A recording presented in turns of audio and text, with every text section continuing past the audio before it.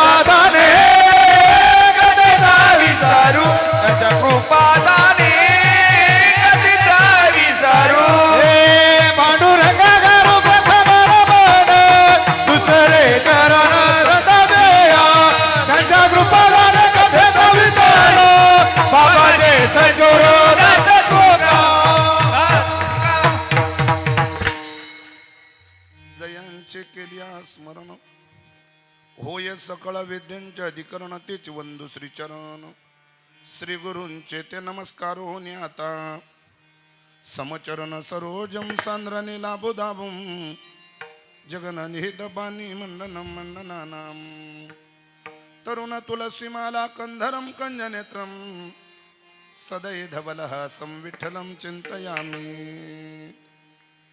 लोकाभिरामं रणरंगधीरं राजीवनेत्रं रघुवंशनाथं कारुण्यरूपं करुणाकरन्तं श्रीरामचन्द्रं शरणं प्रपद्ये मनोजवं मारुततुल्यवेगं जितेन्द्रियं बुद्धिमतां वरिष्ठं वातात्मजं वानरयूतमुख्यं श्रीरामदूतं शरणं प्रपद्ये कैलासराना शिवचंद्रमवळी फणेन्द्रमाता मुकुटे जळाळी कारुण्य सिंधू भवदुःखहारी तुझविन शंभो मज कोण तारी आकाश तारकलिंगम पाताल टिकेश्वरम मृत्युलोके महाकालम सर्वलिंगम नमस्तुते ओमेकदंताय विद्महे वक्रतुंडाय धीमहि तन्नो दन्ति प्रचोदयात् सर्वमंगलमांगल्ये शिवे सर्वार्थसाधिके शरण्ये त्र्यंबके गौरी नारायण नमस्तुते नीलांजनं समाभासं रविपुत्रं यमाग्रजं छायामार्तण्ड शंभुतं तं नमामि शनेश्वरं मस्तके कहे पायावरे हरी मस्त कहे पायावरे वर करी संतांच्या वर करी संतांच्या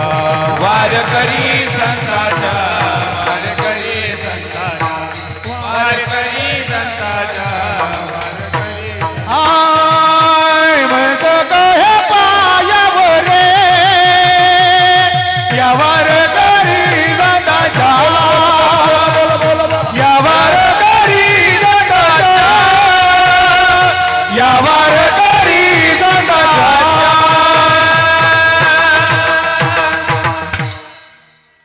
मस्तक हे पायावरी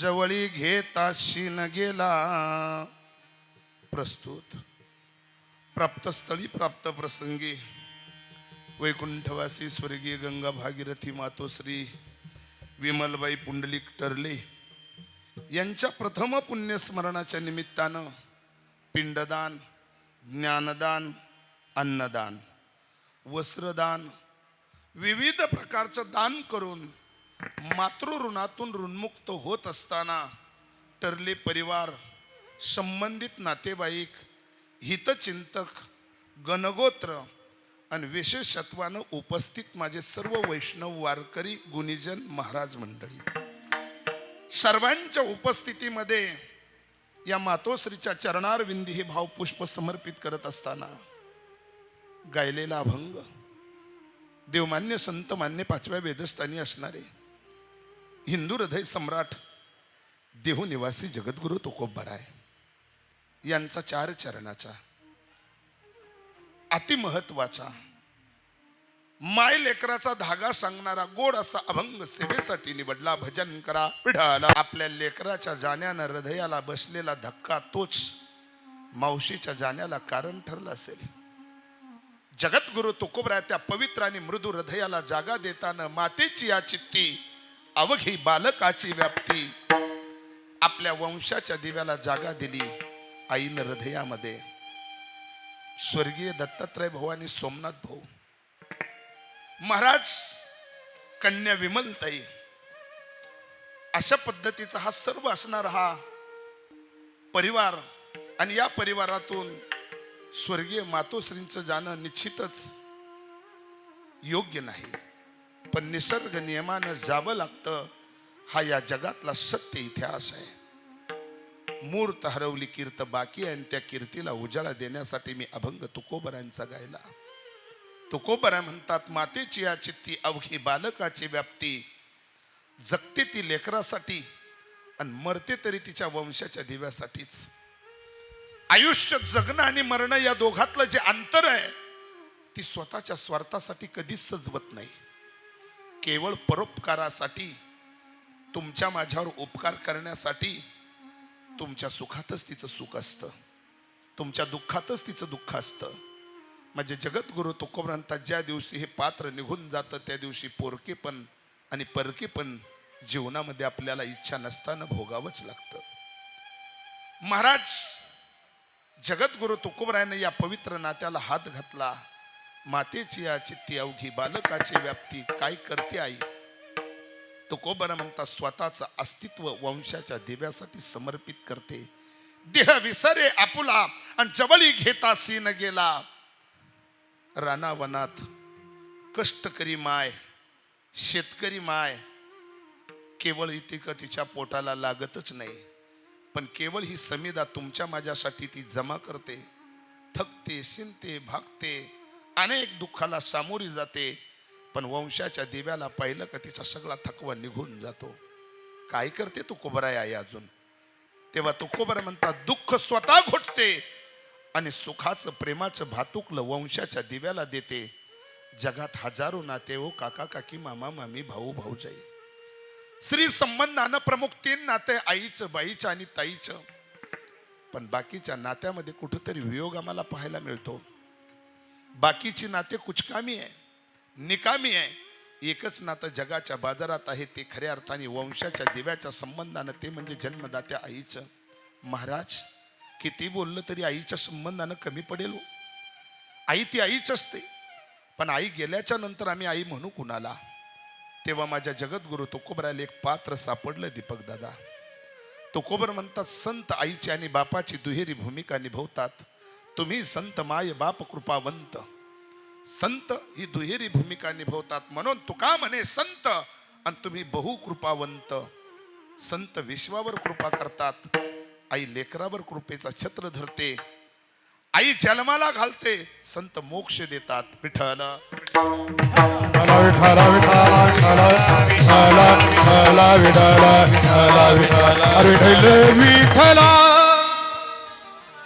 अभंगाच्या ठळक बातम्या आपल्या समोर ठेवल्यात. उर्वरित वेळामध्ये अभंगावर निरूपण करण्यापूर्वी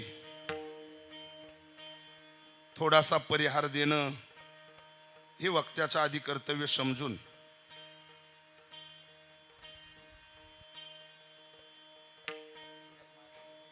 या ठिकाणी दुःखित अंतकरणानं स्वर्गीय वैकुंठवासी विमलाजींच्या जाण्यानं हा टर्ले परिवार आणि संबंधित नातेवाईक गेले 1 वर्ष झालं शोक करताय. शोक सागरामध्ये आपण सर्वजण बुडालात. त्यामध्ये आजींचे सर्व धीर, पुतणे, भावकी आणि विशेषत्वानं 2 अपत्य म्हणजे खऱ्या अर्थाने 2 मुलं आणि 1 कन्या, अशी 3 अपत्य. त्यामध्ये अकाली कोरोनाच्या कालखंडात स्वर्गीय वैकुंठवासी दत्तात्रय भाऊंना जावं लागलं. त्यांच्या जाण्यानं खरं म्हणजे सोमनाथ भाऊंवर सगळा या संसाराचा भार पडला. वियोग झाला. राम लक्ष्मणाची जोडी सुखानं संसार सजवत होती. आई हे सगळं दृश्य बघत होती. आधार होता लेकरांना, पण वियोग झाला भावाभावांचा. जाण्याची वेळ नसताना जावं लागलं. पण जीवनामध्ये जपणारे, सदाचार जपणारे आमचे सोमनाथ भाऊ, कोण जाणू कोण्या जन्माचा संबंध होता. आणि तो संबंध खरं म्हणजे चंदूभाऊ जाणवणीकरांमुळं म्हणा, या पंचक्रोशीमध्ये जिथं जिथं माझी कीर्तनं झालीत, चाहे नासकापर्यंत पुढे, सोमनाथ भाऊ कुठंही कीर्तनाला येणार. या 2ही भावंडांचं प्रेम माझ्या संबंधानं तितक्याच उंचीचं होतं. पण महाराज यश अपयश जीवनामध्ये येतच. आणि आज खूप मोठा वियोग झाला. ते दुःख विसरताना विसरतं नकळत आजींचं जाणं या परिवारासाठी दुःखाचंच.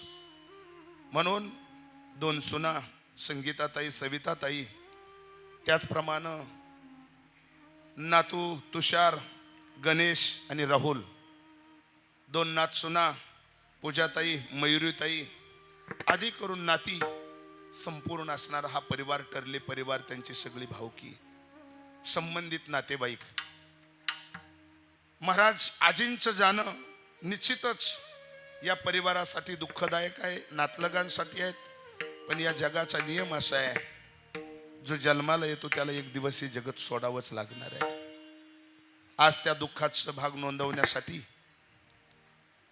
चांदोरी आणि चांदोरी पंचक्रोशीतील सर्व गुणीजन या ठिकाणी उपलब्ध आहेत. त्यामध्ये प्रातस्मरणीय आदरणीय परमार्थ प्रेमी ज्यांनी पहिली पंचपदी या ठिकाणी केली, वयोवृद्ध तपोवृद्ध आदरणीय हरिभक्तीपरायण आमचे भीमराज महाराज, त्याचप्रमाणे आदरणीय हरिभक्तीपरायण आमचे ज्ञानेश्वर महाराज, त्याचप्रमाणे माझे वारकरी संमित्र का ज्यांच्या नियोजनात अनेक कार्यक्रम मी केलीत असे आमचे नारायण महाराज खालकर, त्याचप्रमाणे आदरणीय हरिभक्तीपरायण आमचे नाठे महाराज, माझे गुरुबंधू विठ्ठल भाऊ, ही सर्वच मंडळी या ठिकाणी उपलब्ध आहेत. त्याचप्रमाणे दोन चोपदार आदरणीय विष्णुभाऊ चव्हाणके आणि राजूभाऊ खैरनार, विनेकरी आदरणीय विलासभाऊ खालकर नागापूरकर, त्याचप्रमाणे दिल्ली गाजवलेले आमचे याच भूमीचे भूमिपुत्र आमचे दुसरे चोपदार मामा, ज्यांना आपण म्हणतो आदरानं ते मामा, आणि या ठिकाणी मृदुंग वाजवण्यासाठी मृदुंगाचे महामेरू ताल सम्राट तालमणी, महाराष्ट्रभर ज्यांच्या मृदुंगाची लकार पोचते प्रत्येकाच्या हृदयपटलावर असे आदरणीय हरिभक्तीपरायण आमचे दीपकजी महाराज ढोकळे. अर्थात महाराज उत्कृष्ट कीर्तनकार आहेत. जर तुम्ही यूट्यूब सर्च केलं तर महाराजांची हजारो कीर्तनं तुम्हाला ऐकायला मिळतील. पण महाराज मनाचा मोठेपणा दाखवून माझ्या कीर्तनाला मृदुंग वाजवताय, त्याचं कारण ते माझ्या साडाचं पोरग आहे आणि म्हणून मी काका असल्यामुळे त्यांना यावंच लागलं.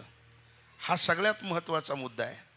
दुसरे मृदुंगाचार्य माझ्या गावचं भूषण, मृदुंग सम्राट मृदुंगाचे महामेरू आदरणीय हरिभक्तीपरायण आमचे ऋषीदादा शेळके ठाणगावकर, त्याचप्रमाणे कायमच बरोबर असलेले आदरणीय हरिभक्तीपरायण भजन सम्राट आमचे नाना महाराज, त्याचप्रमाणे आदरणीय प्रवीण महाराज, त्याचप्रमाणे आपल्याला गोड ऑर्गनची साथ या ठिकाणी जे देता आहेत ते आपल्या नाशिक जिल्ह्याचं वैभव आहेत. अनेक कथाकारांना ज्यांची साथ आणि दाद मिळते असे आमचे लखन महाराज नाशिककर महाराजही इथं उपलब्ध आहेत. आणि श्रीराम दरबार वारकरी शिक्षण संस्था राम जानकी मंगल कार्यालयामध्ये उपलब्ध आहेत. काय योगायोग आहे हा. म्हणजे राम दरबार वारकरी शिक्षण संस्था तालुका येवला, शिक्षण संस्था तांदळवाडी फाटा मनमाड हवेवर आहे. आणि त्या संस्थेचे संस्थापक आदरणीय आमचे दीपक महाराज ढोकळे आहेत.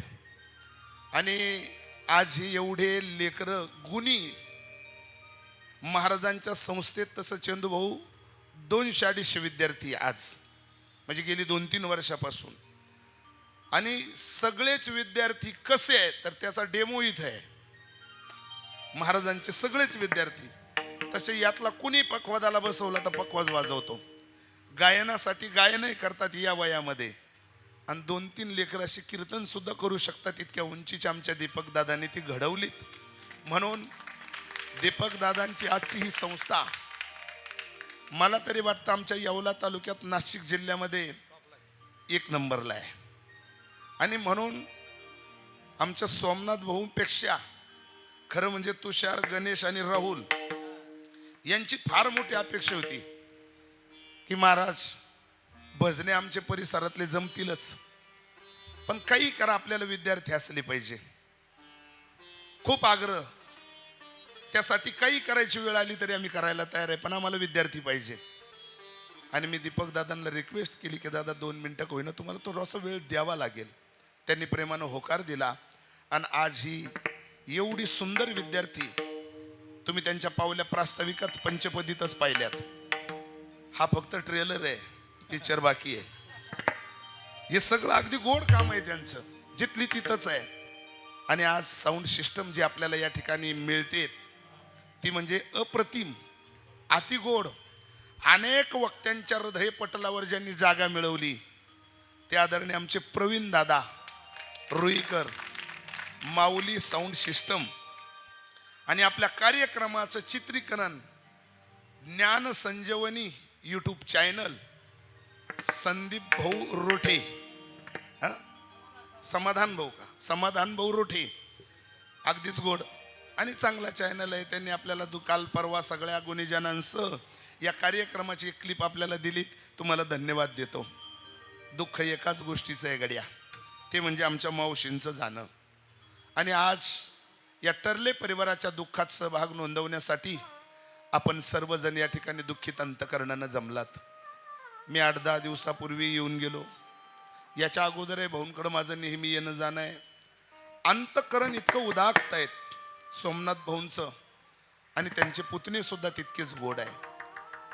खरं म्हणजे हा नियतीचा खेळ असतो, कोणाला सुखी ठेवायचं आणि कोणाला दुःखी ठेवायचं. म्हणून तर शास्त्रकारांनी साधू संतांनी अनेक प्रकारानं त्याची टिपणं केलीत. पण गदी मादगुळकरांसारख्यांनी गीतं केली, खेळ कुणाला दैवाचा कळला. हा दैवाचा खेळ कुणालाच कळत नाही. महाराज म्हणता खेळतो येण्याची खेळावे, नटता येण्याची नटावे. अहो कुणाच्या जीवनामध्ये सुखच सुख आहे तर काहींच्या जीवनामध्ये दुःखच दुःख आहे. राहतो बरोबरच पण दुःख दिलं पांडवांना, आहे त्यांच्यापासून बाजूलाच पण व्यासपीठ मिळून दिलं सुखाचं कौरवांना. पण कुंती मातेनं सांगितलं, देवा आम्हाला त्याची लढाई येणार नाही, त्याची ईर्ष्या सुद्धा होणार नाही. आमच्या जीवनात होता होईल तेवढं दुःख आम्हाला दे. मलाच दे असं नाही, माझ्या लेकरांना सुद्धा दुःख दे. कदाचित या विमलताईंनी सुद्धा मावशींनी सुद्धा देवाकडे हेच मागितलं असेल, देवा जेवढं दुःख तुला देता येईल तेवढं मला आणि माझ्या कुटुंबाला दे. आणि हे दुःख मागूनच घेतलं असेल आमच्या मावशींनी. का? दुःखात देवा तुझा आठव होतो, हेतू फक्त एवढाच आहे. आणि सुखात विसर पडतो म्हणून सुखात माणसं देवाला विसरतात आणि दुःखामध्ये माणसाला देव आठवतो. कुंती मातेनं भगवंताला सांगितलं, देवा तुझा आणि माझा वियोग होऊ नये याच्यासाठी मला जेवढं दुःख देता येईल तेवढं दुःख दे. आयुष्याच्या वाटेवर आमच्या मावशींनी दुःख मागितलं देवाकडं, स्वतःही उपभोगलं. महाराज कपाळाचं सौभाग्य निघून गेलं. पती जाण्याच्या वियोगानं सुद्धा केवळ या 2 लेकराकडे बघत बघत सुखाचा संसार थाटण्यासाठी झाशीच्या राणीची भूमिका आमच्या मावशींनी निभावली. आणि बस आज या लेकरांच्या जीवनामध्ये केवढा मोठा वियोग झाला. ते दुःख विसरलेच नाही. दत्तात्रय भाऊंचं जाण्याचा हा परिवार आजही नाही आणि चंद्र सूर्य असेपर्यंत नाही. जोपर्यंत आपण हयात आहोत तोपर्यंत. कारण मी अगोदरही बोललो चंदू भाऊ की ही राम लक्ष्मणाची जोडी होती, सुखानं संसार सजवायचा होता. पण आज भावंडांच्या जीवनातला भाऊ गेला. महाराज 14 वर्षाचा वियोग उपभोगण्यासाठी राम वनाच्या रस्त्यानं जेव्हा जातोय त्यावेळेस लक्ष्मणानं उर्मिलेचा त्याग केला आणि आपल्या भावाच्या बरोबर स्वतःचं जीवन अखंड सेवेमध्ये घालवलं. तसं आमच्या सोमनाथ भाऊंचं जीवन तसंच होतं. कितीही दिवस आपल्या भावाच्या बरोबर आमचा भाऊ पडून राहिला असता तर त्याच्या सेवेमध्ये मी अखंड मला स्वतःला वाहून घेतलं असतं. ही भूमिका आमच्या सोमनाथ भाऊंच्या हृदय पटलावर आजही आहे, तेव्हाही होती. आज बंधुप्रेम तर हरवलंच, पण आईही गेली आणि बापही गेला. महाराज साधू संतांनी त्याचं दिग्दर्शन केलं. माय मेली बाप मेला, बाप मेला, माय मेली बाप मेला, हो माय मेली बाप मेला, माय मेली बाप मेला, हो माय मेली बाप मेला,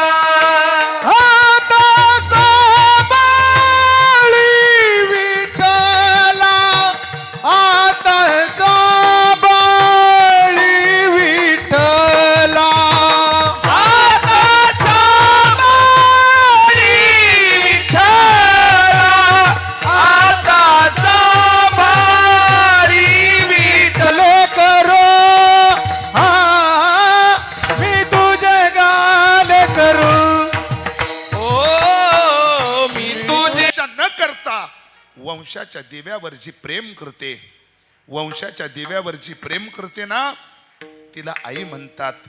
तुकोबराने स्पष्ट निर्वाळा केला, गड्या करी लाभाविन ऐसी कळवळाची जाती करीला भाविन प्रीती, करीला भाविन प्रीती, करीला भाविन प्रीती.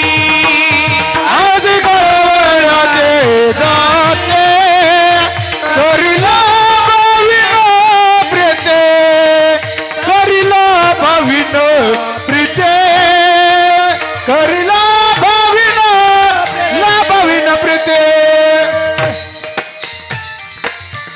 लेकुराचे हित वाहे माऊलीचे चित्त, ऐशी कळवळ्याची जाती करी लाभाविन प्रीती. पोटी भार वाहे त्याचे सर्वस्व हीच आहे. 9 महिने 9 दिवस याचा भार वागवते, लालन पालन करते. चालता येत नाही तेव्हा चालायला शिकवते, खाता येत नाही तेव्हा स्वतःच्या पोटाला पीळ मारून खाऊ घालते. ती पात्र जगात फक्त आईच आहे. अजून नुसती जन्म देण्यापुरती मर्यादित राहत नाही, मग त्याची सर्वस्वाची जबाबदारी ती स्वीकारत असते. आणि त्याच्यासाठी ती आई त्याला संस्कार देते. तिची अपेक्षा केवढी मोठी असते, भविष्यात माझ्या पोरांनी माझ्या कुळाचा उद्धार करावा. देव कळो ना कळो, किमान बहिणी भाषाचं प्रेम आणि नातेगोते त्याला कळावे, आहे ते मैत्रीचे संबंध त्याला जपावे. आणि त्यांच्यातच देव पाहून आपलं जीवन सत्पात्री त्यानं खर्च करावं. प्रत्येक आईची अपेक्षा हीच आहे. मातेचा संकल्प व्हावा राजबिंडा. कपाळीचा धोंडा ओ माता दे, कपाळीचा धोंडा ओ रागाते कपाळीचा घोडा, ओ रागाते कपाळीचा घोडा. काटा पाहुणे बाराकडे गेला म्हणून कपाळीचा धोंडा उभा टाके, थोडं शिंगल करू. मातेचा संकल्प व्हावा राजबिंडा. महाराज म्हणता आईची अपेक्षा आहे माझा मुलगा राजा झाला पाहिजे, माझा मुलगा राज सिंहासनावर बसला पाहिजे. वशिष्ठाच्या हातून राज्याभिषेकाचा मुहूर्त निघाला. लखन महाराज, वशिष्ठाच्या हातून राज्याभिषेकाचा मुहूर्त निघाला.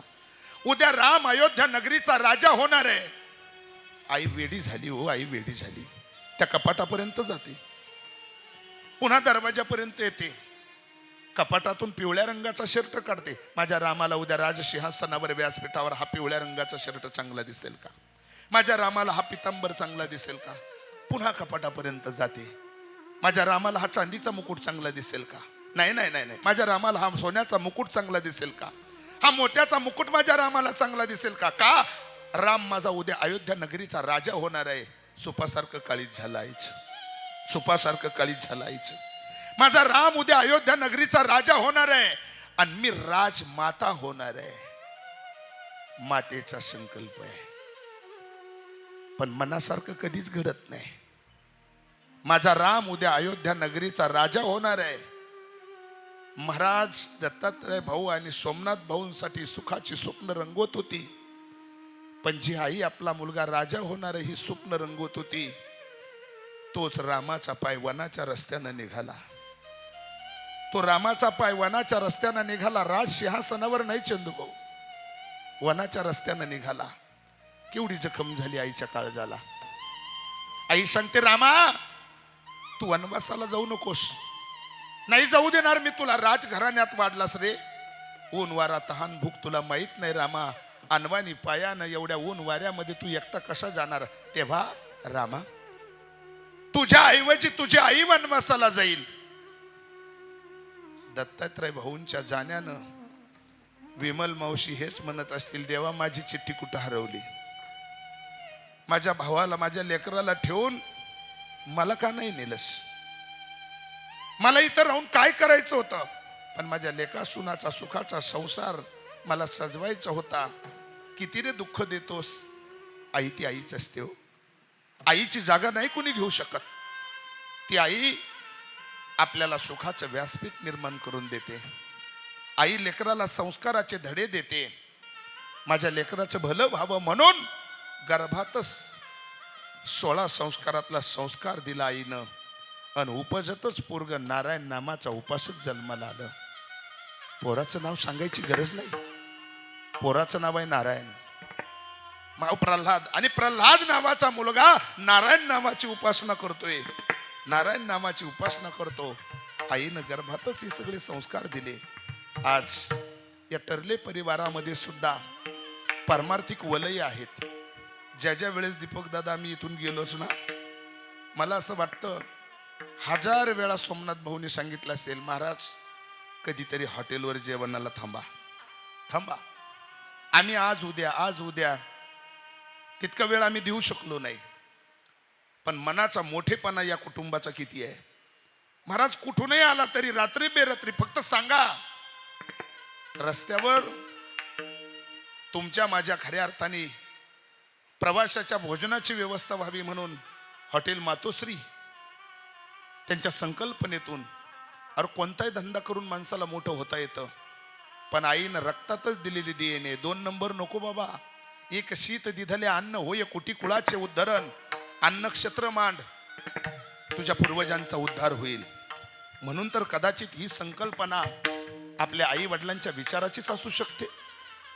कदाचित आम्हाला मोठं होण्यासाठी आम्ही 2 नंबरनं सुद्धा वेगवेगळे धंदे करून मोठे होऊ शकतो, पण प्रारब्ध वशामध्ये आपल्या आई वडिलांनी जे DNA आपल्यात दिलेत तेच केले पाहिजे. आणि हे सगळं जपत असताना संघर्ष अनेकांचा होत असतो, मैत्रीचे संबंध मित्र परिवार वेगवेगळ्या स्तरावरचा येत असतो, पण आई वडिलांनी आमच्यावर दिलेले संस्कार अजूनही तेढा पाऊल नाही. आयुष्याच्या वाटेवर सुपारीची तलप सुद्धा मी नाही बघितलं माझ्या सोमनाथ भाऊंकडे आणि त्यांच्या सर्व पुतण्यांकडं. त्याचं कारण महाराज म्हणतात हे आम्हाला आमच्या पूर्वजांनी दिलेले संस्कार आहे. आणि तीच मुलं आपल्या आई वडिलांसाठी, तीच नातू आमच्या आजींसाठी, का जी आमची संस्काराची शाळा होती, आज ती शाळाच मोडकळीस गेली. नातवंडांसाठी आजी आजोबा म्हणजे संस्काराची शाळा आहेत, ज्यांच्या कड्या खांद्यावर राहून आम्ही रामकृष्णाच्या गोष्टी ऐकल्यात आणि जगण्याला दिशा दिली. महाराज म्हणतात त्यांची कुस पवित्र झाली, धन्य त्याची माय, त्याची माय प्रसावली, धन्य त्याची माय प्रसावली, धन्य त्याची माया प्रसवली, धन्य त्याची माया प्रसवली. आहे नारायण गाय नारायण ध्याय, नारायण गाय नारायण ध्याय, धन्य त्याची माया प्रसवली, धन्य त्याची माया प्रसवली. मुलं चांगली निघाली, सात्विक अंतकरणाची निघाली, त्या आईची कुस त्या दिवशी पवित्र झाली. धन्य त्याची माये प्रसावली, प्रसावली तया कुळाचा उद्धार. म्हणून ज्या आईनं आम्हाला जन्माला घातलंस तिनं आमच्याकडं प्रॉपर्टीपेक्षा संस्कार दिलेत. म्हणून या जगतामध्ये आई ती आईच असते. आईची उंची कोणी नाही महाराज छेदू शकत. आकाशाला गवसणी घालणारं पात्र आहे. मेरू पर्वतापेक्षा उंच स्थान जर कोणाचं असेल तर शास्त्रकारांनी दीपक दादा सांगून टाकलं, जननी आणि जन्मभूमी ही स्वर्गापेक्षा उंच असते. जननी आणि जन्मभूमी ही स्वर्गापेक्षा मोठी आहे. आज खऱ्या अर्थाने या माता माऊलीच्या जाण्यानं केवढा मोठा वियोग झाला.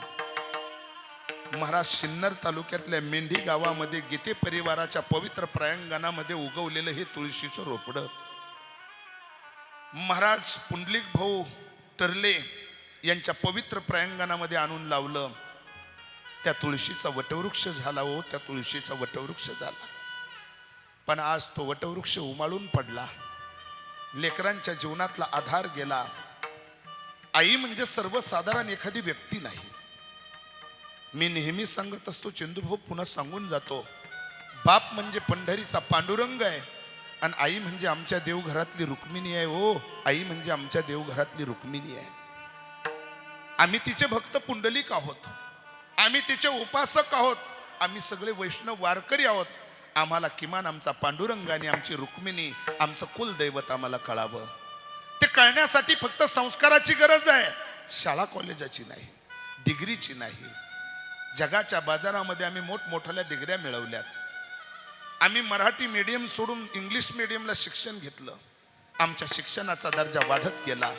बाहुनेच्या भरात आमच्याच नात्यातली माणसं आमचा ओहोपो करायला लागली आणि नात्या गोत्यात आमचा प्रचार करायला लागली. महाराज, आमचं पोरग जगातल्या 17 भाषा बोलतं. आनंद आहे हो तुमच्या पोराच्या अभ्यासाचा आणि त्याच्या उंचीचा. तुमचं पोरग जगातल्या 17 भाषा बोलतं, पण तुमच्या पोराला आई बापाची भाषा कळत नाही, तर सगळ्या गोष्टीनं फेल आहे तुमचा पोरगा.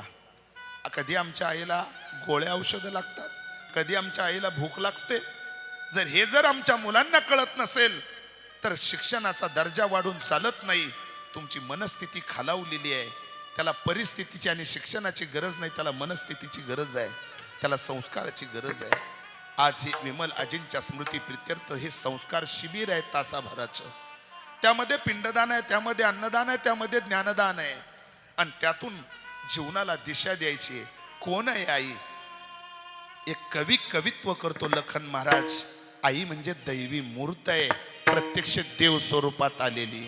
आई तुझ्या मूर्तीवाणी या जगात मूर्ती नाही. आई तुझ्या मूर्तीवाणी या जगात मूर्ती नाही.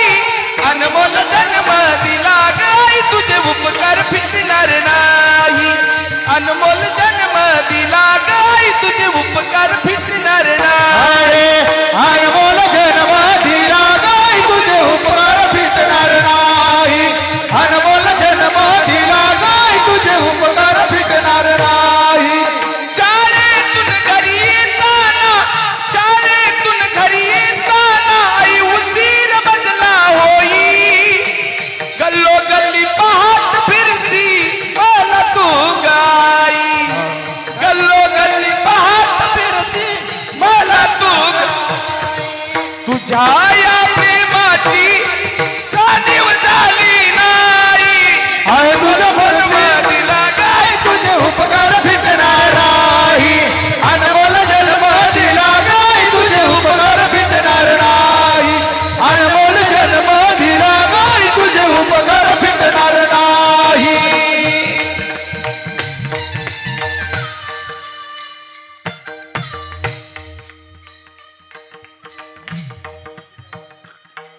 महाराजांकडे हे सगळं माधुर्य आहे.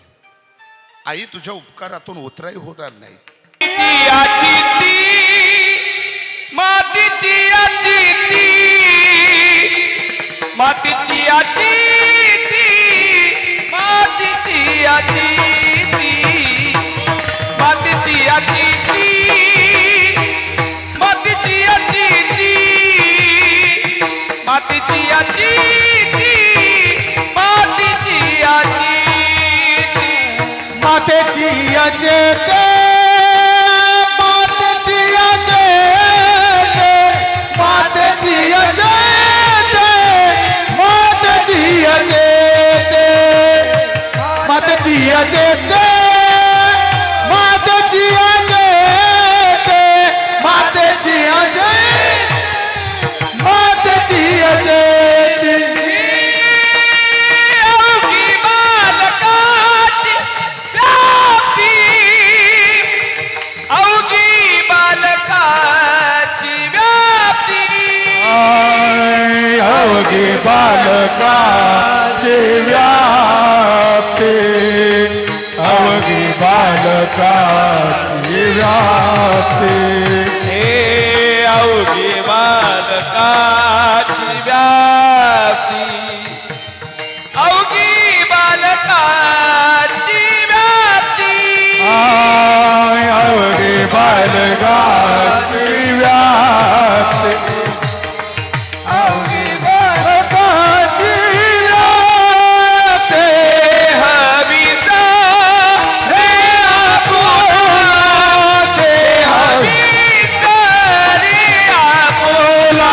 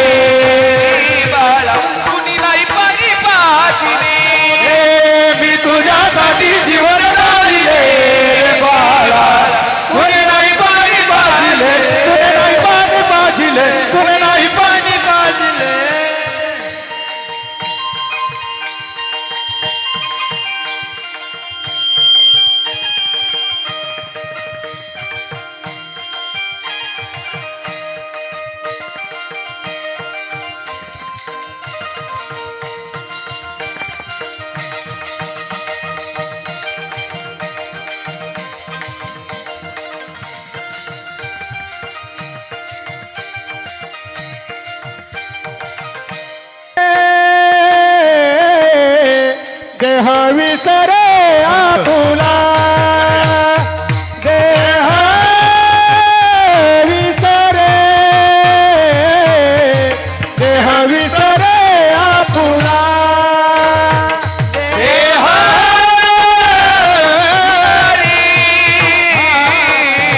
देह विसरे आपुला देह विसरे देह विसरे आपुला जवळी घेता शीन गेला जवळी घेता शीन गेला जवळी घेता शीन गेला देह विसरे देह विसरे आपुला देह विसरे देह विसरे आपुला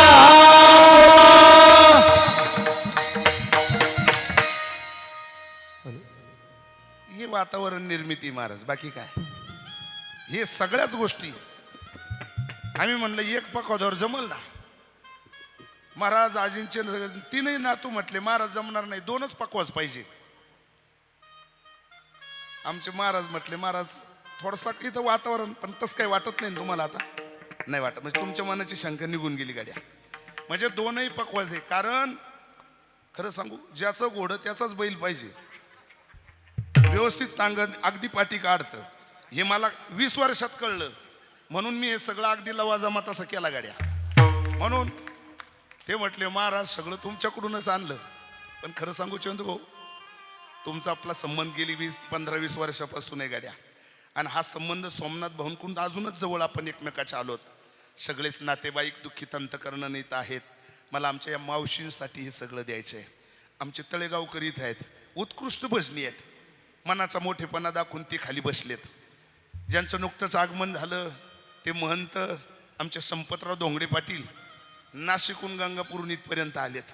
खरं म्हणजे हे वारकरी संप्रदायातील मुरलेली माणसं आहेत. स्वर्गीय वैकुंठवासी जगन्नाथ अण्णा पवार यांचं सगळं वाङ्मय यांच्याकडे बरं का. जेवढी प्रवचनं कीर्तन आहेत ना त्याच्या अनेक असणारे ग्रंथ त्यांच्या मुखातून ते आमच्या महंतांकडे आहेत. आणि अशी ही चांगली तोला मोलाची माणसं या टर्ले परिवाराच्या दुःखात सहभागी आहेत. महाराज प्रमाण फार गोड गायलं गाड्या तुम्ही. देह विसरे आपुला आणि जवळी घेता शीन गेला. आईनं लेकराला जवळ घेतलं का तिचा थकवा जातो. म्हणून जगात कुपुत्र पुष्कळ झालेत गड्या. पण महंत कुमाता अजून जन्माला आली नाही. कुमाता अजून जन्माला आली नाही. भविष्यकारांनी पुन्हा विचारलं. पुढे त्यांनी सांगितलं भविष्यात सुद्धा जन्माला येणार नाही कुमाता. आई काय करते? आई लेकराच्या जगण्याला दिशा देते. आई कुणाची असू द्या गाड्या, मग ती गरिबाची असू द्या, श्रीमंताची असू द्या, माणसाची असू द्या, नाही तर पशुची असू द्या. मी नेहमीच सांगत आलो. थोडंसं पुन्हा जाऊन थोडंसं पुढे स्पर्श करतो बरं का, थोडा पुढे स्पर्श करतो. अरे मांजर पिलांना जन्म देते पण जन्म देण्यापुरती मर्यादित राहत नाही. मग एका रात्रीत पिलांना 7 घरं बदलते असं ऐकलं गड्या तुम्ही. एका रात्रीत ती पिलांना घेते आणि या घरातून त्या घरात, त्या घरातून त्या घरामध्ये त्या पिलांना लपवते. का लपवते तर त्याचं उत्तर आहे तिला माहिती आहे पोरांच्या बापाचा स्वभाव. तो बोका नावाचा बाप इतका विचित्र आहे, तो पोरांच्या नरडीचा गोठ घेतो. मग जशी बेवड्याची बायको आपल्या लेकरांना बगलात घालते, पदराखाली लपवते, तशीच ती मांजर या घरातून त्या घरात नेते. एवढ्यावर माझं बोलणं थांबलं नाही. मला अजून थोडं पुढे बोलायचं आहे. काय बोलायचंय? त्याचं एकच कारण आहे, दात तेच आहे. दात तेच आहे जे उंदरासाठी वापरले आणि ते पिलं नेताना वापरले पण लागू देत नाही. तो मायेचा आदर त्या आई नावाच्या पात्राकडे आहे गड्या. आई नावाच्या पात्राकडे आहे. म्हणजे आपल्या पिलाला दात लागू देत नाही, सुरक्षाच देते ती. महाराज स्वतःच्या देहाचा पर्वा करत नाही. एका बिजा केला नासन मग भोगिले कणीस. स्वतःचं अस्तित्व अजिबात जपत नाही ती. मग त्याच्यासाठी हिरकणी नावाची माता इतिहासात आहे गड्या. हिरकणी नावाची माता डोंगरावर आहे आणि लेकरू खाली डोंगराच्या पायथ्याशी आहे. म्हणतं लेकराच्या रडण्याचा आवाज आला आणि रस्ता नव्हता त्या डोंगरावरून यायला. पण कशी क्षणार्धात लेकराजवळ आली त्याला स्तनपान करायला लागली. का? आई आहे हो, ती आई आहे. लेकरासाठी कुछ काही करायला तयार आहे. सगळे ऐकणारी सुज्ञ आणि तज्ज्ञ मंडळी आहात गड्या. वेळ आपली जवळजवळ संपत आलेली आहे, संपलीच म्हणा. 12च्या पुढे जायलाच नको होतं, पण कीर्तन आपलं जवळजवळ 11च्या दरम्यान चालू झालं. आणि या सगळ्या गोष्टीचा सारासार विचार करताना मला फक्त जाता जाता सांगायचं आहे का आई नावाचं पात्र काय असतं. म्हणून तुम्हाला महाराज ग्रंथ कळेल ना कळेल, संत वाङ्मय कळेल ना कळेल, जाऊ द्या मोर द्या, तुमचा तो वादाचा मुद्दा सोडून द्या, तुमचा विश्वास नसेल. पण असं या जगाच्या बाजारात एक बुद्धिवादी व्यक्तिमत्व आलं, त्यांनी आई नावाचं पात्र समाजाच्या समोर रेखाटलं. त्या व्यक्तीचं नाव आहे श्याम. कादंबरी त्यानं लिहिलेली, श्यामची आई. हेडिंगच दिलं त्यानं लिहिलेल्या त्या पुस्तिकेला, श्यामची आई म्हणून त्या कादंबरीला असणार हेडलाईन दिलं. मग त्यानं त्याचं आत्मचरित्र, त्याची आत्मप्रौढी त्याच्यामध्ये लिहिलेली आहेत. कधीतरी वाचा गड्या. गाथा गीता वाचायला तुम्हाला वेळ नाही मला माहिती आहे, तुमचा विश्वास असेल नसेल तो वादाचा मुद्दा आहे. पण एक कादंबरी म्हणून कधीतरी तेवढी कथा वाचा. तो श्याम स्वतःचं आत्मचरित्र सांगतो बरं का. तो आत्मचरित्र सांगतो. दीपक दादा फार गोड आहे, भाऊक आहे गड्या, ती फार मनाला भिडणार आहे गड्या ती. आणि मनाला भिडणारं ते पात्र आहेत. त्यानं स्वतःची वस्तुस्थिती मांडली. तो म्हणतो ऐका दादा, मी लहान होतो, खेड्यातच जन्म झाला पालघर गावामध्ये, त्या श्यामचा खेड्यातलंच वातावरण. पण माझी आई लई ग्रेट आहे. त्या आईला असं वाटलं माझ्या पोराला या निसर्गाच्या संबंधानं सगळ्या सूचना मी केल्या पाहिजे, म्हणून श्यामाचं बोट धरलं आणि रानामध्ये त्याला फिरायला घेऊन गेली. दिवस होते गड्या पावसाळ्याचे, आणि पावसाळ्याच्या दिवसामध्ये आपल्या लेकराला वंशाच्या दिव्याला घेऊन गेली. नद्या खळखळ खळखळ खळखळ खळखळ वाहत होत्या, नद्या वाहत होत्या. वातावरण अगदी सुंदर होतं, झाडी अगदी फुलाफलांना बहरलेली होती, निसर्गरम्य वातावरण. आणि मग आई सांगत होती, बेटा बघ रे जगद्गुरु तुकोबरायांनी कसं वर्णन केलं. वृक्षवल्ली आम्हा सोयी वनचरे पक्षी ही सुस्वरे आळविती. मग त्या पक्ष्यांचा असा किलबिलाट त्या ठिकाणी चालू होता. पक्षी चिवचिव चिवचिव गागत होते, पाणी खळखळ खळखळ वाहत होतं. श्यामाचं मन रमलं. श्यामाला घेऊन तिथपर्यंत गेली. नदी भरलेली होती, तलाव भरलेले होते. आईच्या काय मनात होतं बिचारीला तिला माहिती. दीपक दादा बोट धरलं आणि जाता जाता जाता जाता तिनं त्या तळ्याच्या कडेला श्यामाला नेलं. आईचा उद्देश फक्त एकच होता, माझं पोरग लात मारील तिथं पाणी काढील असं झालं पाहिजे, ते सगळ्या गुणानं परिपूर्ण असलं पाहिजे. एकटा पोरगा जर शेतात तळ्यात मळ्यात गेला आणि चुकून जर पडला तर माझ्या वंशाच्या दिव्याला धोका तयार होईल. मग मी त्याला तिथं पोहायला शिकवलं पाहिजे. पण श्यामाला बोलूनच नाही दाखवलं. बोट धरून तिथपर्यंत गेली आणि हळूच श्यामाचं बोट सोडलं नाही, हळू धक्का मारला आणि आता बाकी श्याम पाण्यात पडला. ऐकताय गड्या तुम्ही सगळेजण, श्याम पाण्यात पडला. श्यामाच्या नाकातोंडामध्ये पाणी जायला लागलं. बघता बघता बघता बघता तो श्यामाचा कालवा झाला. आई आई असं का करतेस ग, मला या पाण्यामध्ये तू का ढकललंस? आई सांग ना, मी कोण्या जन्माचा तुझा गुन्हा केला, कोणती दुश्मनदारी होती का जेणेकरून आज ती ठिकाणी या ठिकाणी आज माझ्याशी तू ही दुश्मनी करते? जर तुला मला मारायचंच होतं तर नाहनीतच जन्माला आल्याबरोबर माझ्या नरडीचा घोटका नाही घेतला, तेव्हाच मला तू मारून का नाही टाकलं? इतकं गोड बोलून घेऊन आली रानात एकट्याला आणि मला तळ्यात ढकलून दिलं. तुला आई म्हणू का कसाई? श्याम बोलला, तुला आई म्हणू का कसाई? मग आई नावाच्या पात्राला तू कलंक लावलास, आई नावाच्या पात्राला कलंक लावलास. आईला त्या श्यामाच्या बालिश बुद्धीचं कौतुक वाटत होतं. आईवर शेक खातोस बेटा, आज्ञा नाही रे तुझं. या जगतामध्ये अशी आईच जन्माला आली नाही. कुपुत्र पुष्कळ झाले, कुमाता जन्माला आली नाही. अरे श्यामा, तू आईच्या संबंधाने असे अपशब्द वापरतोस. अरे या जगात अशी कोणती आई आहे? अरे जिला साप झाला तरी तो वाला वाटला नाही. तू तर माझ्या वंशाचा दिवा आहे. 9 महिने 9 दिवस मी तुला तळ हाताच्या फोडाप्रमाणे जपलंय रे. नेत्राचा दिवा केला, तळ हाताचा पाळणा केला आणि तुला लहानचं मोठं केलं. तू सर्व गुणानं परिपूर्ण व्हावा हाच उद्देश माझा आहे. जे दिवस आमच्या तुझ्या आई वडिलाचे गेले ते तुझ्यासाठी नसावे, तुला सुखाचं व्यासपीठ निर्माण करून द्यावं. म्हणून बेटा पाण्यात तुला त्याच कारणानं मी ढकललंस. तुला देवानं हात दिले, पाय दिले, तुला पोहता आलं पाहिजे. म्हणून बेटा तू हातपाय हलव, हातपाय हलव, पोटाखाली पाणी ओढ, पाय आपटायला सुरुवात कर, पाण्यावर तरशील. प्रयत्नांते परमेश्वर. आईनं त्याला सुखद सल्ला दिला. पण श्याम खालवर जातो, नाकातोंडात पाणी जातं, पण शेवटी आई त्याला मदतच करत नाही. नाईलाज झाला. आई सांगते म्हणून श्यामानं पोटाखाली पाणी ओढायला सुरुवात केली, हातपाय आपटायला सुरुवात केली आणि बघता बघता बघता बघता चमत्कार झाला आणि श्याम पाण्यावर तरला. ओ श्याम पाण्यावर तरला. तो श्याम पाण्यावर तरला. इतका आत्मिक आनंद झाला आणि मग आईच्या बद्दलचा विकल्प मनातून निघून गेला आणि आईला सांगितलं, आई तुझ्या पोराला तू सल्ला दिलास ना, त्याचा परिणाम झाला. तुझं पोरग पाण्यावर तरलं ग तरलं, मला पोहायला यायला जमलं. किती गोड आहे माझी आई, किती ग्रेट आहे माझी आई, तिनं मला हा सुखाचा सल्ला दिला. सुरुवातीला वाटतंच हो कोणाला पण, माझी आई माझ्यासाठी असं का वागते, पण तिचा हेतू असतो का आयुष्याच्या वाटेवर सरळ मार्गाने जाण्यासाठी थोडं तेडबोड घालावंच लागतं हो, त्याच्याशिवाय लोणी निघतच नाही. हा निसर्गाचा नियम आहे. आईनं आमच्यासाठी हेच केलं. आणि बघता बघता बघता बघता श्याम कडेला आला आणि मग आईला सांगितलं, आई माझं अंग पाण्यानं ओलं झालं ग, एक तुझ्या लेकरावर उपकार कर नाही काय. जर ओल्या अंगाला ही महाराज थडीची किनारीची माती जर लागली तर माझे ओले झालेले पाय त्याला ही माती लागेल आणि त्याचा चिखल तयार होईल. माझ्या मृदू मुलायम पायाला असला चिखल सण होणार नाही. आई तुझ्या लेकरासाठी तुझ्या डोक्यावरचा पदर काढ आणि माझ्या पायाखाली टाक. ऐकताय ना गड्या तुम्ही सगळेजण? श्यामानं सांगितलं, आई तुझ्या डोक्यावरचा पदर काढ आणि पायाखाली टाक. आई म्हटली, बेटा का? माझे पाय चिखलानं भरतील म्हणून. तेव्हा आईनं एक गोड सल्ला दिला गड्या पोराला. मला असं वाटतं सगळं कीर्तन नाही कळलं तरी चालेल, पण एवढा मुद्दा घरी घेऊन जा, कीर्तन सार्थकी लागेल. आईनं गोड सल्ला दिला, बेटा अरे पाय भरायला तू इतका घाबरतोस ना, चिखलानं पाय भरायला तू इतका घाबरतोस बेटा, चिखलानं भरलेला पाय आज ना उद्या धुता येईल गड्या, चिखलानं भरलेला पाय आज ना उद्या धुता येईल. पण जितका पाय भरायला घाबरतोस ना बेटा, तेव्हा जगात वावरताना तुझ्या चारित्र्याला इतका जप.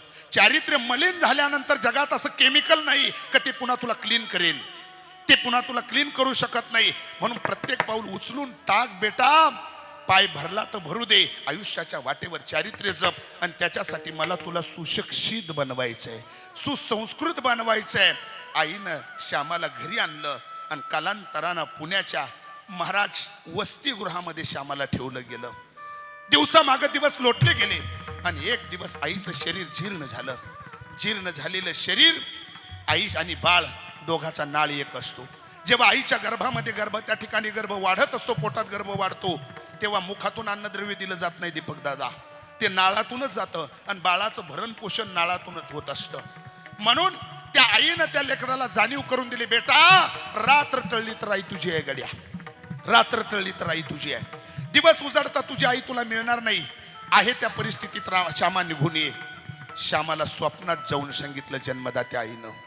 श्याम ताट दिशी उठला. मातृभक्त होता तो, तुमच्या माझ्यासारखा पागल नव्हता, तुमच्या माझ्यासारखा आईच्या नात्यापासून दुरावलेला नव्हता, तो बाईच्या नात्याशी कनेक्ट कधीच नव्हता, तो आईच्याच नात्याशी इन्व्हॉल्व होता. श्याम रात्री 12 वाजता उठून बसला झोपेतून आणि वसतिगृहामध्ये त्या शाळेमध्ये त्याच्या रूममध्ये एक भिंतीवर घड्याळ होतं. ते घड्याळ पाहिलं तर रात्रीचे 12 वाजले होते. श्यामानं कुठंतरी ऐकलं होतं रात्री 12ला पडलेलं स्वप्न म्हणे खोटं असतं. पुन्हा श्याम मूर मारून पडला, पण शेवटी आईच आहे, आई ती आईच असते. आईचा बाळाचा नाळ एक असतो. पहाटे 3 वाजता आईनं श्यामाला पुन्हा जागवलं, बेटा उठ, रात्र टळली तर आई तुझी आहे, मला भेटायला ये राजा, मला भेटायला ये. श्याम त्या ठिकाणी पुन्हा ताट दिशी उठून बसला. घड्याळाकडे बघितलं तर पहाटचे 3 वाजले होते. कुठंतरी आजीकडून ऐकता ऐकता श्यामाच्या कानावर पडलं होतं, बेटा पहाटे 4ला 3ला पडलेलं स्वप्न म्हणे खरं असतं. आता बाकी बालिश बुद्धीचा श्याम तडफडून जागा झाला. माझी आई मला पुन्हा पुन्हा का जागवते, त्या अर्थी नक्कीच माझ्या आईला काहीतरी संकट आलं असेल, मी गेलं पाहिजे, माझी आई मला पुन्हा पुन्हा बोलवते. आता बाकी श्याम बसून नाही राहिला, तटकन उठला आणि रूमच्या बाहेर निघाला आणि बस स्टँडकडे निघाला. पण खिशाचा सल्ला घेतला. परिस्थिती सगळ्यांना छळवत असते गड्या, गरिबी ही सगळ्यांचीच मेवणी असते गड्या. रुपया सुद्धा कुठं खिशात दिसत नाही. आणि जाण्यासाठी पुन्हा ते पालघर 4 रुपयाचं तिकीट लागत होतं. 1 रुपया सुद्धा नव्हता. रडत रडत श्याम पडलेल्या चेहऱ्यानं स्टँडकडे पहाटे पहाटे निघाला. एक शेठ सावकार आपल्या बॅगा घेऊन फॅमिलीसह गावाकडे फिरायला निघाला होता. त्यानं पाय धरले आणि नाक घासून भेटायला जायचे. रात्र टळली तर आई माझी आहे, माय लेकराची ताटातूट होती, वियोग होतो, याच्यासाठी मला 4 रुपयाची तुम्ही मदत करा. भले त्याच्या मोबदल्यात तुमचं हे सगळं जड वाचणारं हे सगळं सामान माझ्या डोक्यावर ठेवा, खांद्यावर ठेवा, मी स्टँडपर्यंत पोहोचून देतो, मला फुकट देऊ नका, मला कष्टाची कमाई म्हणून द्या. आणि ती माझी आई आजारी म्हणून. पण 4 रुपये मागितल्याच्या नंतर समोरचा शेठ सावकार जरा कंजूसच होता. त्यानं सांगितलं 4 रुपये आणि एवढ्या अंतरात एवढा बोजा देण्यासाठी मला परवडत नाही, 2 रुपये नाईलाज आहे ओ, नाविलाज आहे. शेवटी 2 रुपयात व्यवहार डन झाला. पेलवत नाही असं सामान डोक्यावर घेतलं मंद मंद पावलानं स्टँड पर्यंत गेला. 2 रुपयाचं जमलं, पण उणीव 2 रुपयाची आहे. गाडी बस स्टँडला लागलेली होती. धाडसानं श्याम गाडीमध्ये बसला आणि बसल्यानंतर त्या ठिकाणी महाराज त्या कंडक्टरला सांगितलं, मला पालघर तिकीट द्या. कंडक्टरनं सांगितलं, गाडी महाराष्ट्र शासनाची आहे आणि तू बसणारा जावई नाही शासनाचा. 4 रुपयाचं तिकीट लागतं. 2 रुपयाचा तोटा कोण सहन करणार? उतार. माझी आई आजारी हो, मला उतरून देऊ नका. माझ्या आईची भेट मला झाली पाहिजे, माझ्यावर उपकार करा. नाही ऐकलं गड्या. जवळच एका सीटावर वयोवृद्ध म्हातारा बसलेला होता. त्यांना थोडी शब्द सुमनाची मदत केली. पैसा नाही दिला.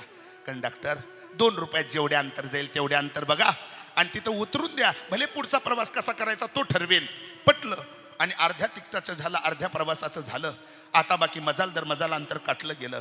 ऐन उन्हाच्या तडाख्यामध्ये महाराज त्या अनवाणी पायानं जाणाऱ्या श्यामाला महाराज कंडक्टरनं जंगलामध्ये उतरून दिलं. नव्हता रस्ता गावाकडे जायला व्यवस्थित.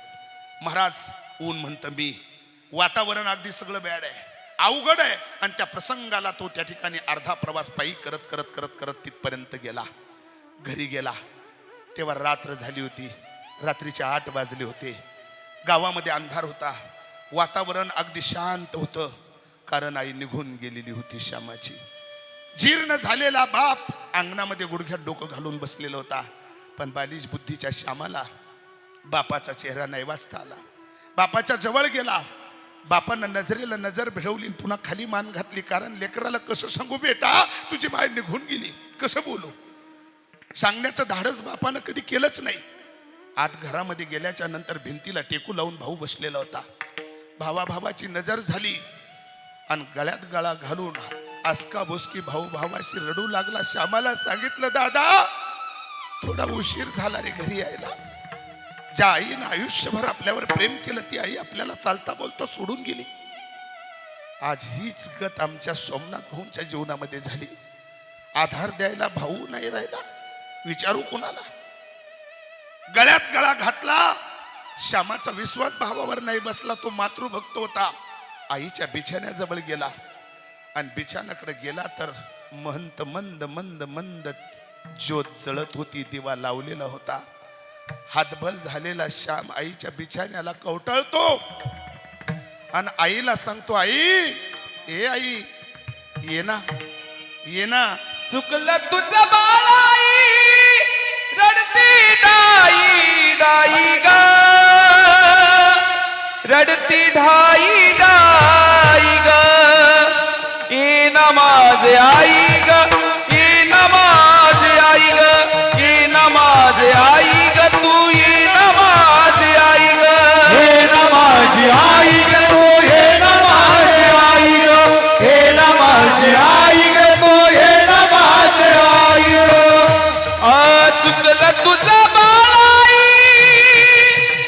आई आई, चुकलं तुझं बाळाई, रडती ढाई डाई ग, रडती ढाई डाई ग. ये नमाज आई, तू ये नमाज आई ग, ये नमाज आई ग, तू ये नमाज आई ग. हे नमाज आई ग गो, हे नमाज आई, हे नमाज आई ग गो, हे नमाज आई. एकदाच ये गाई तुझ्या बाळासाठी, तुझ्या बाळासाठी आई, तुझ्या बाळासाठी. तरसून गेलो गाई रूप पाहण्यासाठी, रूप पाहण्यासाठी आई, रूप पाहण्यासाठी. एकदाच ये गाई तुझ्या बाळासाठी, तरसून गेलो गाई रूप पाहण्यासाठी. चंदन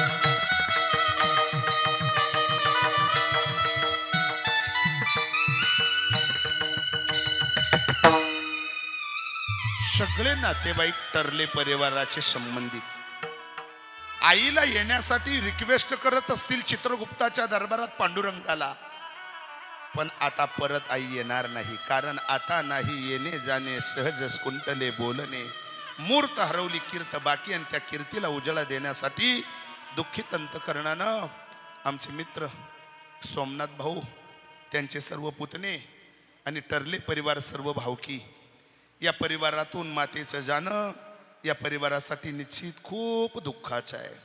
स्वर्गीय दत्तात्रय भाऊंचं जाणं खूप दुःखाचं आहे. आज या कुटुंबाचा सगळा भार आमच्या सोमनाथ दादाला सांभाळायचा आहे. मी विनंती करेल तुषार दादा, गणेश दादा आणि राहुल की आपण एवढं दुःख पचवणाऱ्या आपल्या काकाशी निगडीत राहा. त्यांच्या शब्दाच्या पुढे आपण जाऊ नका. नाही जात, मला माहिती आहे.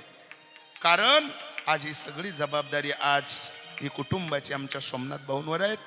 आणि आज दुःखित अंतकरणानं आपल्या मातृऋणातून ऋणमुक्त होण्यासाठी या बहीण भावंडानं, पुतणे, आजींचे दीर भाया सगळे असणारा हा टर्ले परिवार, सगळी भावकी, त्यामध्ये काळे परिवार आदी करून हे सर्व परिवार सर्व इन्व्हॉल्व आहेत. आणि आज सर्वांच्या वतीनं ही भावपूर्ण आदरांजली या मातेच्या चरणी व्यक्त करतो. काय करते महाराज म्हणतात, आई जीवनामध्ये आपल्यासाठी स्वतःचं जीवन समर्पित करते. देह विसर्या पुला जवळी घेता सेन गेला. महाराज म्हणता आई काय आहे, तर आई सुखाची विश्रांती आहे. आई सुखाचं सर्वस्व आहे. आणि आई दुःख स्वतः घोटते आणि प्रेमाचं भातुकलं आपल्या समोर त्या ठिकाणी मांडते. महाराज म्हणतात तेच तिसऱ्या चरणामध्ये आहेत. दावी प्रेम भाती, दावी प्रेम भाती, दावी प्रेम भाती, दावी प्रेम भाती, दावी प्रेम भाते, दावी प्रेम भाते, दावी प्रेम भाते, दावी प्रेम भाते. आणि अंग वरीती, आणि अंग वरीती, हवीच रे आपोला, हे हवीच रे आपोला.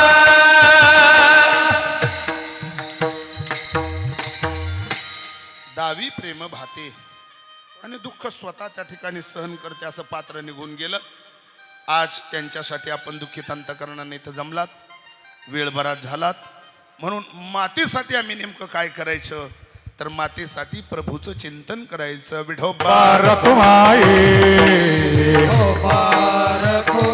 जय जय ठोबाय रखुमाई, विठोबाय रखुमाई,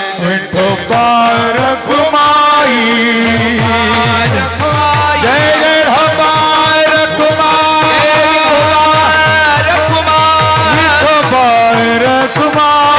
विठोबाय रखुमाई, ठोबाय रखुमाई, ठोबाय रखुमाई, ठोबाय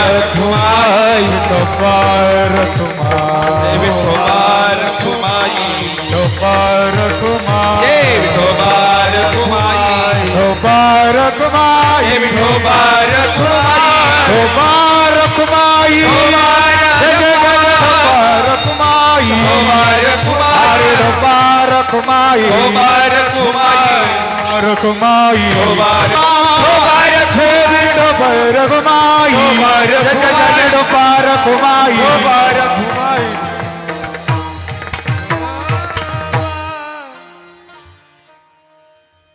यथामती यथा अवकाश.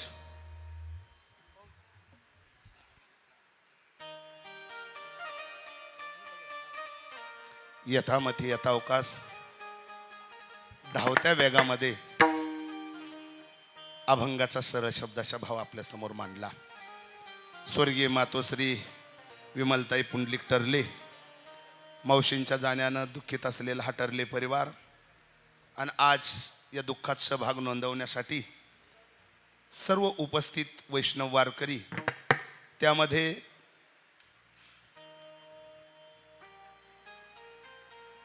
पंचक्रोशीतील गुणीजन या ठिकाणी आहेतच, चांदोरी आणि चांदोरी पंचक्रोशी सर्वांना पुन्हा विनम्र अभिवादन करतो. आणि आज राम जानकी मंगल कार्यालय हे त्याच्यात श्रीराम दरबार वारकरी शिक्षण संस्थेचे विद्यार्थी आहेत. आदरणीय आमच्या दीपकदादांचे हे विद्यार्थी आहेत. म्हणून जाता जाता आपल्याला पुन्हा रिक्वेस्ट करेल की आपलीही लेकरं या लेकरांसारखी गुणी व्हावी असं जर वाटत असेल तर कीर्तनानंतर महाराजांचा संपर्क नंबर घ्या.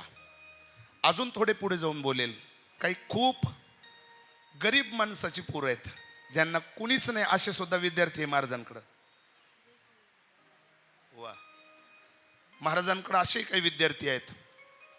जर तुम्हाला एखादा वाढदिवस साजरा करायचा आहे चंदूभाऊ किंवा अन्य एखादा कार्यक्रम तुम्ही साजरा करतात, तो इकडं तिकडं कुठंतरी हॉटेलवर साजरा केल्यापेक्षा महाराजांच्या संस्थेवर जाऊन, आमच्या येवला प्रभागातील बरीच मंडळी अशी मान्यवर, काही पैठणीचे मालक आहे, कोण काय व्यापारी क्षेत्रातली, आज आमच्या महाराजांकडं तिथं येऊन तो कार्यक्रम साजरा करतात.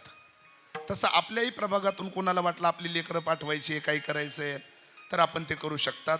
आणि महाराजांनी दुसरा एक गोड उपक्रम चालू केला, तो म्हणजे गोशाळेचा. आणि खरं म्हणजे आपल्या जन्मदात्या आईच्या बरोबर गोमातेची तेवढीच किंमत आहे. त्यासाठी सेपरेटही मला बोलता येईल, पण वेळ संपली. या ठिकाणी काही मान्यवरांना पुन्हा श्रद्धांजलीपर बोलायचं असेल. आता या ठिकाणी परिवाराकडून आपलं छोटंसं संतपूजन या ठिकाणी होत आहे. म्हणून आपण सर्वच जण या ठिकाणी या दुःखामध्ये सहभागी आहोत. कार्यक्रमासाठी पुन्हा एकदा महाराजांच्या विद्यार्थ्यांचं त्यांचं कौतुक करतो. सिस्टम फार गोड आहे. कार्यक्रमाचं गोड चित्रीकरण, हा कार्यक्रम कायम आपल्याला गुगलवर पाहायला मिळणार आहे. म्हणून अगदी ज्ञान संजीवनी यूट्यूब चॅनल अगदी गोड पद्धतीनं चित्रीकरण या ठिकाणी केलेलं आहे. त्याच्यासाठी तुम्हाला पुन्हा धन्यवाद देतो. आता राहिलं अन्नदान बाकी. कुणीही विनमुख जाऊ नये ही परिवाराकडून पुन्हा सर्वांना विनंती करतो. आणि जाता जाता शिंगल भैरवीनं न्याय द्या म्हणजे लवकर उरकतो. तुका संत पुढे, तुका संत पुढे, तुका संत पुढे, तुका संत पुढे, तुका संत पुढे, तुका संत पुढे, तुका संत पुढे, तुका संत पुढे. पायी झोबे लाडे कोडे, पायी झोबे लाडे कोडे, विसरे आपुला देह, विसरे आपुला.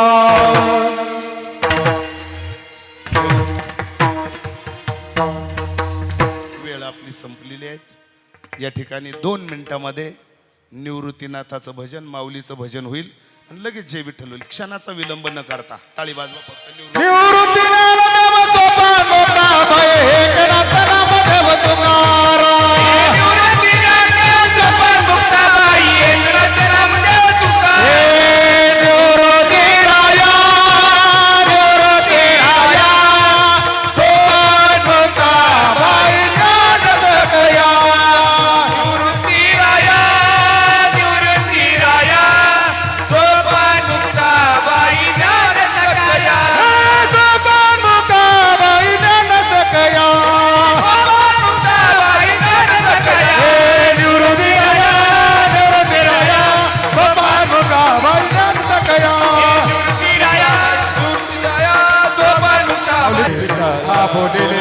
ज्ञानदे पुंडलिक वरदा हरी विठ्ठल.